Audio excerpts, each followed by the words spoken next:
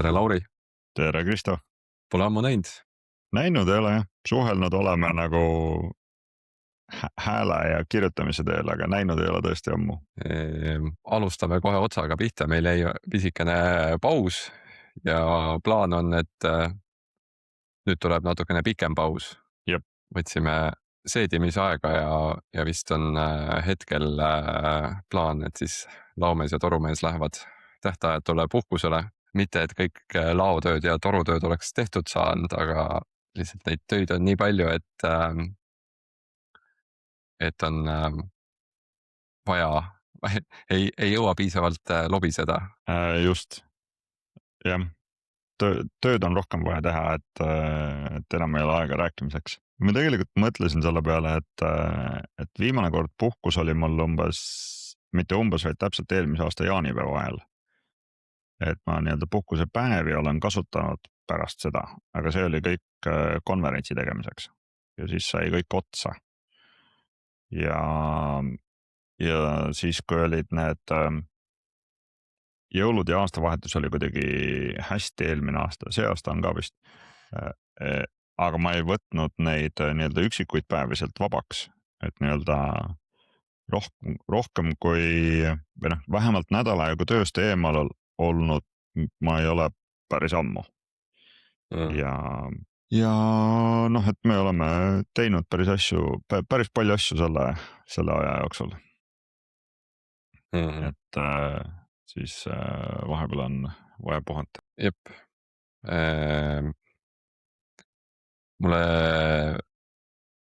tundub, et vaata meil, see on üliäge, me oleme üle 80 episoodi vist tegime peaaegu iga nädalaselt järjest. See on 84.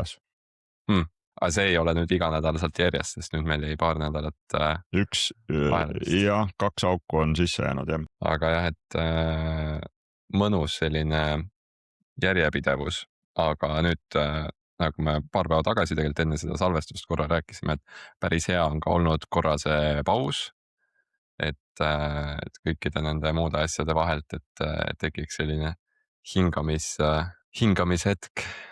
Ühesõnaga, mulle tundub, et nagu osaliselt vaata meil olid need, miks me minu hinnangul kunagi hakkasime natukene seda tegema, oli see, et tundus, et andmeteemadel võib-olla ei räägita piisavalt eesti keeles. Vähemalt see oli, sa vist nõustud, aga et seda võiks rohkem olla. Ma nüüd huvi pärast vaatasin, et mida siis meie kõigi sõber AI sellest asjast arvab, et mis oli näiteks eelmise aasta kõige enim kuulatumad või kõige siuksed populaarsemad eestikeelsed andmeteemalised podcastid 2025. Kas laomees ja torumees olid selles nimekirjas? Väga loodaks küll, muidu me oleme ikka täiesti mööda pannud oma sisu nähtavaks tegemisega. Oleme mööda pannud. Okei. Nii. Küsisin nii Claude'ilt kui Geminilt, kummalgi puudub see kontekst, et mina teeks podcasti. Sest kogu see podcasti asi mul oli ChatGPT's, mille ma siin 2 kuud tagasi põhimõtteliselt lõpetasin kasutuse ära. ChatGPT oli ainukene AI-dest siis, kes teadis, et ma teen podcasti. Claude pakkus, et ta ei leidnud ühtegi andmeteemalist eestikeelset podcasti 2025 aastal. Kõige lähedasem on AI Powerment podcast. Ja Gemini, kus mul kasus Gemini vastas andmemull, Statistikaameti taskuhääling ja siis AI Powerment ja algoritm. Andmemull ma pean tunnistama, et ma ei ole kuulnud, võib-olla nad, aga tundub, et nad teevad paremat turundust kui meie järelikult. Ja siis ma huvi pärast mõlemale küsisin mõlema käest, et mis sa arvad Laomees ja Torumees podcast'ist, siis muidugi mõlemad olid, et näed sa, jäi kahe silma vahele, et tõesti, sul on õigus, et Lauri ja Kristo teevad siin täpselt seda podcast'i, mis sa küsisid, et see on ainulaadne Eesti maastikul. Ütlen Gemini, tegemist on Eesti maastikul väga asjaliku kuulamisega neile, kes puutuvad igapäevaselt kokku andmearhitektuuri või analüütikaga. Just süvitsi andmeteemadesse minna ja Claude umbes sedasama, et kui keegi teab promptida õiges suunas, siis on võimalik leida infot, aga muidu ma arvan, et ka me ei ole tegelikult väga palju turundust teinud, mis ka ei olnud meil otseselt mõte. Ja see on huvitav, et see nagu clash ib natukene sellega, et meil endale tundus, et võib-olla andmeteemadel räägitakse vähe, siis me hakkasime rääkima ja jagame seda kuskil LinkedInis, aga seda suuremat fooni ei tekitanud. See on võib-olla selline hea õppimiskoht, kui peaks üks hetk tahtma saabuvalt puhkuselt tagasi tulla või vähemalt ütleme AI-le raskesti leitav see podcast. Aga ma vaatasin ka seda, et kui palju meid üldse kokku kuulatud on, siis üle YouTube'i, Spotify ja TikToki on 16,000 kuulamist või vaatamist. See muidugi teoreetiliselt, kunagi ma töötasin meediaagentuuris, siis võib öelda, et ühe kerbi me saame kätte. Mis see on? Cross rating product äkki või?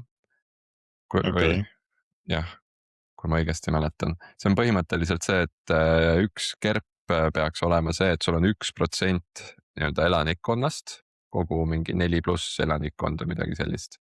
Sest kui Eestis on, ütleme, miljon inimest on ja siis nagu 10 000 oleks 1, aga seal on oluline nüanss see, et need võivad korduda, et ütleme meediakampaania puhul sa võid saada näiteks 500 kerpi, see tähendab seda, et nii-öelda 5 miljonit silmapaari on seda näinud, sest lihtsalt inimesed näevad palju korduses on ju asju, et samamoodi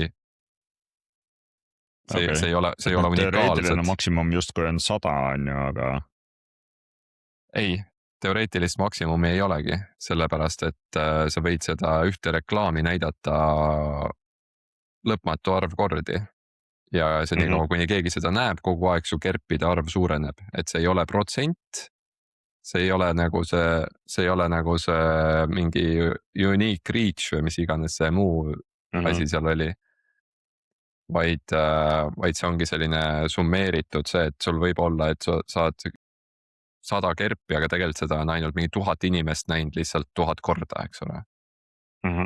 Et see teeb samamoodi 100 kerpi versus see, et miljon inimest näevad kõik ühe korra reklaami. Selline vahepala meediamaastikule. Ja ma vaatasin, et jah, meil neid subscribereid on nagu kasvanud aja jooksul tasakesi, 1-2 tükki iga nädal. Mis on ka loogiline, sellepärast et me vähemalt loodame, et iga uus külaline liitub meie kuulajaks. Ja võib-olla toob ühe kuulaja veel juurde. Mis on niisugune hea sujuv kasv olnud jälgimiseks, et me nagu eesmärgiks seda ei ole kuidagi võtnud, aga arvestades, et Eestis andmetega mingil määral töötavaid inimesi on ikkagi mitmeid tuhandeid, siis ma arvan, et meil see nii-öelda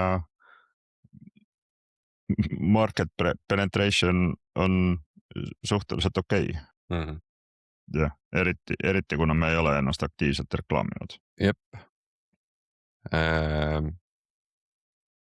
Vaata, millalgi me tegime selle Spotify andmete vaatamise, siis oli ka minu meelest see, et Spotify soovitus on see, et öelge rohkem, et subscribe itaks, sest nagu tavaline podcast, kus on nii palju iganädalasi kuulajaid, sellel on 300-400 subscriberit, aga ma ei oska seisukohta võtta, see enda turundus on niisugune vahel eestlaslikult veider ja ma kahtlustan ka seda, et mis me vahel oleme põrgatanud, aga ei ole aktiivseks läinud, et igasugused Facebooki kanalid ja Instagramid ja muud asjad, et seda nähtavust rohkem luua.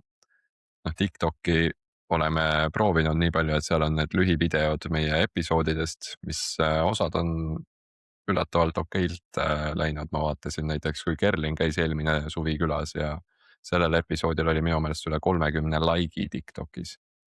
Okay. Et mingid asjad TikTok'is lähevad peale küll, aga vähemalt minu seisukohast, mis siin taustal on ka see, et ma ise olen väga kehv sotsiaalmeedia kasutaja. Ma isegi viimasel ajal tunnen, et tegelikult LinkedIn'i tahaks üldse ära kaotada või ka seal pausile minna pikemaks ajaks. Ja siis sundida ennast samal ajal reklaamima nendes platvormides on selline veider konflikt ajus.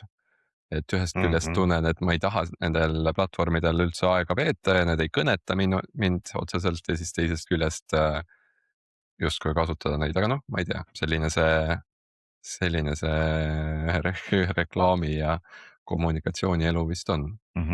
Aga selle viimase episoodi kohta me ikka teeme postituse LinkedIn'i, eks? Jah, hästi. Plaan on küll. Tegelikult mingi 2 või 2 tagasi ma esimest korda alles lõin selle Laomees ja Torumees entity ka LinkedIn'i, eks ole, et nüüd me oleme ametlikult co-host'id sellel podcast'il. Aga et mitte võib-olla kuulajaid jätta liiga tühjade kätega, siis üks asi, mida võiks arutada, on see, et mis muid variante on. Sest see on ka see, miks ma tunnen võib-olla, et mingil määral ei ole nii kriitiline meie podcast enam või vähemalt ma ei tunne seda, et see auk nii suur on, et üks põhjustest kindlasti on see, et on üpris hästi, umbes samal ajal nad vist hakkasid seda tegema, on see andmetarkuse võrgustiku või andmetarkuse võrgustik ja neil on oma YouTube'i ja Spotify kanal samamoodi, kus siis ka inimesed käivad andmeteemadel rääkimas. Jep. Nemad ei tulnud ka AI otsingus välja. Ja see formaat ei ole ka otseselt podcast, see on niuke webinar või jah, aga ma arvan, et see pigem ei ole formaadi teema, vaid nii-öelda nähtavuse teema. Ja lisaks on veel või noh, et keda andmeteemadel just jälgida, ma arvan, Märt Ridala toimetab LinkedInis päris aktiivselt. Ja ta on ka mingeid gruppe organiseerimas ja vedamas nagu, et väiksemas ringis asju arutleda.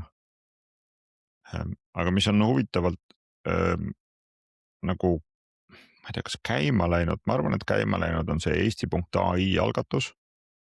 Noh, mida organiseeritakse nagu professionaalselt riigi poolt, on ju,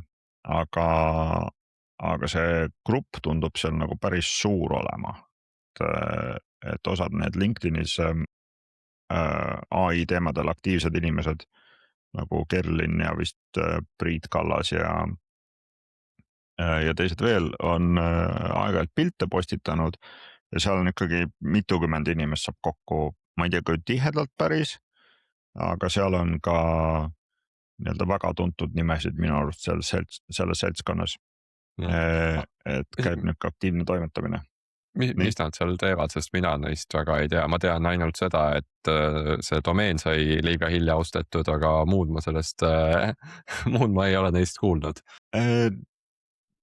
Minu arust ausalt öeldes ma ka täpselt ei tea, ma küsisin Kerlini käest selle kohta ja ta mulle andis mingi ühelauselise kokkuvõtte, ma ütlen sulle kohe. Ambitsioon on suur, kaasata elanikkond, ettevõtjad, riik ja teadus. Jah, et nagu ambitsioon on suur ja noh, nii-öelda hariduse valdkonnas AI kasutamine tekitab teravaid emotsioone juba mõnda aega, on ju. Aga seal on plaan kuidagi nagu rohkem laiemalt teha, ma saan aru, ja selle tõttu ka see laiem kaasatus.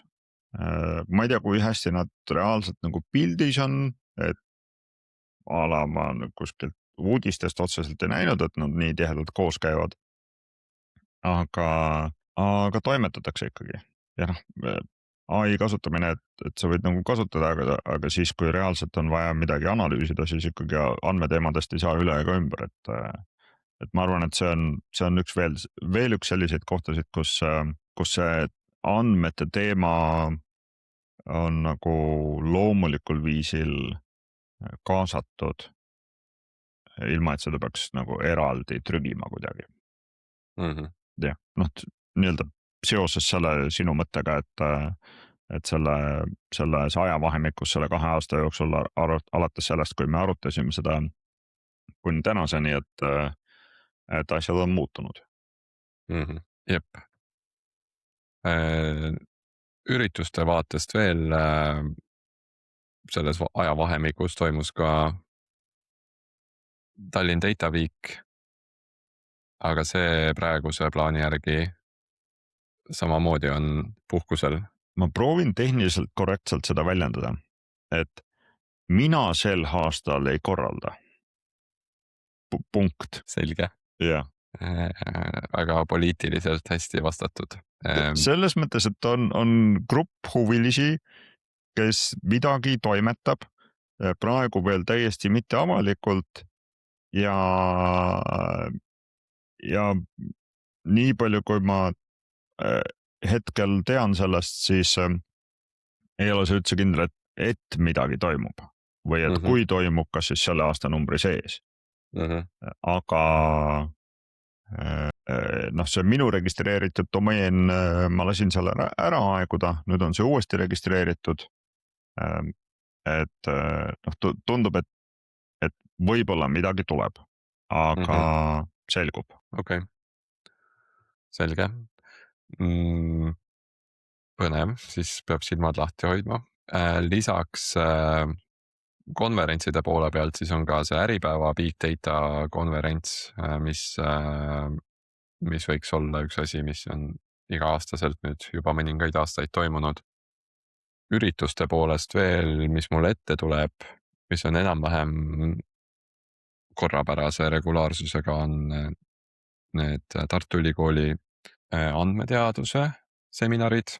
Ma üritasin otsida ka, kas on kunagi on toimunud mõned Bolti analüütika meetupid ja sellised, aga nende kohta üldse ei leidnud informatsiooni guugeldades. Et ma ei tea, kas need on kinnises ringis või lihtsalt levivad ainult sotsiaalmeedias. Huvitav. Need olid päris minu arust selle meetup.com-i kaudu. Ja sealt on YouTube'i mingid asjad jõudnud, aga ega neid ei ole ilmselt olnud väga lihtne leida, jah. See on ka minu arust mingisuguse mailing listi kaudu see info liikunud. Aga minu teada ei ole, või noh, minuni ei ole nagu infot rohkem jõudnud peale selle, mis me eelmine aasta konverentsi ajal seal tegime. Noh, ei ole otseselt andmeteemad, aga AI teemad, et neid üritusi on hakanud nüüd rohkem tekkima, mingid Claude Code meetupid ja Cursor cafe'd ja mingid Vibe Code asjad ja siis on eraldi üritus on Wine Coding, kus tehakse vibe koodimist veiniga aga noh, need on niisugused andmelähedased teemad, et mitte spetsiifiliselt andmetega seotud teemad. See läheb rohkem sellise programmeerimise alla minu meelest kui andmete teema alla, et ma arvan, et enamik nendest inimestest väga palju andmetega kokku ei puutu tõenäoliselt, vähemalt teadlikult mitte. Aga on selline keskkond on nagu School, mis on mitte päris sotsiaalmeedia, ei tegelikult ei ole sotsiaalmeedia, see on pigem selline community platvorm, kus on Eesti vibe koodijate kogukond, kus minu arust on üle 400 liikme juba. See on nagu tasuta kogukond. Kei Olbrei teeb seda ja ta organiseerib sinna ka nii-öelda erinevaid koolitusi, tutvustusi, et ma ise pooleteise nädala pärast räägin sellest, et kuidas andmetega seoses, mida vibe koodimisel andmetega seoses arvesse võtta. Ja, et noh, nagu siin ja seal toimub, aga sellist niisugust ühist platvormi otseselt ei ole, jah. Aga mitmed nimed on juba läbi käinud, kes on ka meil saadetes käinud, eks ole, Märt Ridala, Kei Olbrei, ma arvan, et see ongi ka üks viis, et keda rohkem mingid teemad huvitavad, võib vaadata, et mida need inimesed, kes meil saates on käinud, näiteks LinkedInis teevad. Et samamoodi Silja Märdla üpris aktiivselt vahepeal postitab, ma tean, ja Kuldaraas riigi erinevate lahenduste teemadel, et põnevaid asju on palju kindlasti toimumas, jah. Ja Sille, kes oli vist meie esimene külaline, tegeleb selle targa linna teemadega edasi, tema on LinkedInis päris aktiivne. Sille Sepp. Väga hästi, aga aitäh, Lauri. Ja aitäh kuulajatele, loodetavasti siis kohtume ja kuuleme millalgi jälle. Aitäh sulle ja head puhkust. Tšau.